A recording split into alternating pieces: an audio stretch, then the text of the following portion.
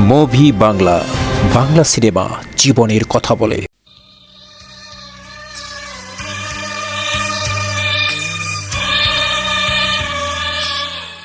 হারানোর বেদনা যে কত নিদারুণ হতে পারে তার এক যন্ত্রণার পাহাড় তলে চাপা পড়েছিল চলচ্চিত্র দর্শক, ভক্ত, নির্মাতা, কলাকুশলী শিল্পীবৃন্দ। যন্ত্রণার পাহাড়টি আমাদের সবার বুকে চাপিয়ে দিয়ে নীরবে নিশ্চিন্তে ঘুমিয়ে আছে সিলেটের পূর্ণভূমিতে আমাদের আদরের নায়ক, চলচ্চিত্রের নয়নের মণি সালমান শাহ।